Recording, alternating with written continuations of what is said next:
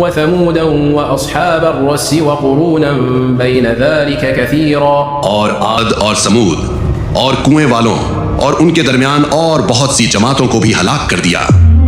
کیا آپ ایک ایسی قوم کا تصور کر سکتے ہیں جس نے پانی کو خدا بنا لیا تھا؟ تاریخ کے اوراق میں ایک ایسی بستی کا ذکر ملتا ہے جہاں دریا میں پانی نہیں بلکہ خون بہتا تھا۔ یہ اصحاب رس تھے، وہ قوم جس نے اپنی جنت جیسی وادی کو اپنے ہاتھوں سے جہنم بنا دیا۔ ان کے پاس سب کچھ تھا، سرسبز باغات، اونچے محلات اور ایک ایسا نہری نظام جو آج کے انجینئرز بھی حیران کر دے، لیکن ان کی بربادی کا سبب کوئی دشمن نہیں تھا بلکہ ایک درخت تھا۔ آج ہم اس قوم کی کہانی سنائیں گے جس نے اپنے نبی کو کنویں میں زندہ دفن کر دیا اور پھر بدلے میں اللہ نے ان کے پورے شہر کو پتھر کا بنا دیا۔ السلام علیکم، میں ہوں محمد شاکر یوسف زئی اور آپ دیکھ رہے ہیں حالات زندگی آفیشل۔ یہاں ہم لاتے ہیں تاریخ کے ایسے سچے اور حیران کن واقعات جو آپ کی سوچ بدل دے۔ اگر آپ کو ایسی معلوماتی ویڈیوز پسند ہے تو چینل سبسکرائب ضرور کریں۔ یہ حضرت عیسیٰ اور حضرت سلیمان علیہ السلام کے درمیانی دور کا واقعہ ہے، یا کچھ روایات میں اس سے بھی قدیم۔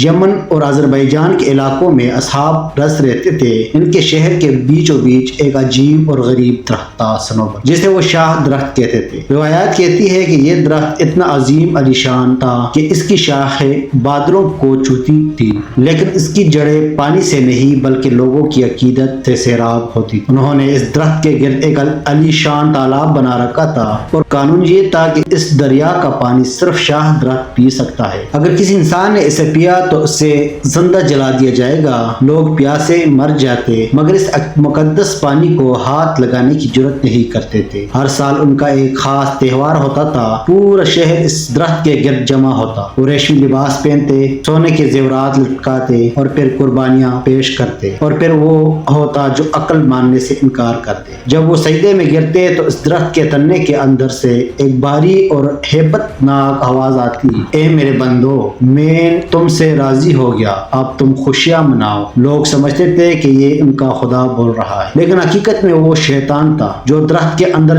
چھپ کر انہیں گمراہ کر رہا تھا۔ شراب بہائی جاتی، ناچ گانا ہوتا اور بے حیائی کی انتہا کر دی جاتی۔ اس اندھیرے میں اللہ نے روشنی کی ایک کرن بھیجی، ایک نبی جن کا نام کچھ روایات میں حضرت حنظلہ بن صفوان علیہ السلام بتایا جاتا ہے۔ وہ اکیلے کھڑے ہوئے، انہوں نے پکارا، اے میرے قوم، یہ درخت نہ سن سکتا ہے نہ دیکھ سکتا ہے، یہ شیطان ہے جو تم سے کھیل رہا ہے، اس رب کی طرف آؤ جس نے یہ درخت بھی پیدا کیا اور تمہیں بھی۔ انہوں نے دعا کی اور اچانک درخت مرجھانے لگا، اس کے پتے جھڑنے لگے، وہ آواز آنا بند ہو گئی، شیطان خاموش ہو گیا۔ جب لوگوں نے دیکھا کہ ان کا خدا درخت تھک رہا ہے، شاخیں ٹوٹ رہی ہے اور وہ جادوئی آواز بند ہو گئی ہے تو شہر میں کوہرام مچ گیا۔ بادشاہ غصے سے پاگل ہو گیا، اس نے چیخ کر کہا، اس شخص نے ہمارے خدا پر جادو کر دیا، اسے ایسی سزا دو کہ زمین اور آسمان یاد رکھے۔ یہ وہ لمحہ تھا جب انہوں نے اپنی موت کو خود دعوت دی۔ فیصلہ ہوا کہ اس نبی کو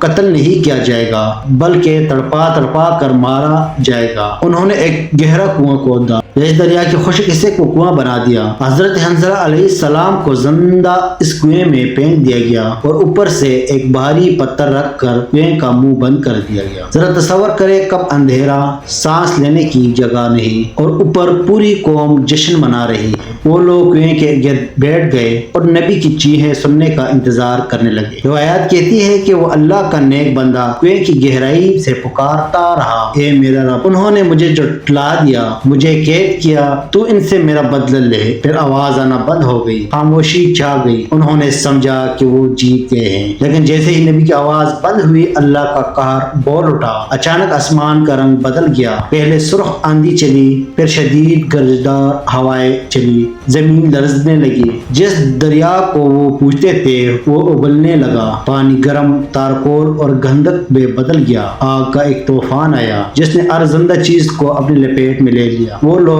جو ریشمی لباس پہنے جشن منا رہے تھے وہ اپنی ہی جگہوں پر پتھر کے بت بن گئے، ان کے محلات، ان کے باغات سب پراگ کا ڈھیر ہو گئے۔ آج اس علاقے میں سوائے ویرانی اور کالے پتھروں کے کچھ اللہ کی نہیں ہے۔ قرآن میں اللہ نے انہیں اصحاب رس کہا، یعنی کنویں والے، اور عاد اور سمود اور کنویں والوں اور ان کے درمیان بہت سی جماعتوں کو بھی ہلاک کر دیا، کیونکہ ان کا جرم بھی کنویں تھا اور ان کی قبر بھی وہی زمین بنی۔ یہ کہانی ہمیں بتاتی ہے کہ جب انسان اللہ کی نعمتوں، پانی، درخت کو اللہ کا شریک بنا لیتا ہے تو نعمتیں ہی اس کا عذاب بن جاتی ہے۔ اگر آپ کو اس گمشدہ قوم کی داستان نے عبرت دلائی ہے تو کمنٹ میں استغفر اللہ لکھیں اور اس ویڈیو کو شیئر کریں۔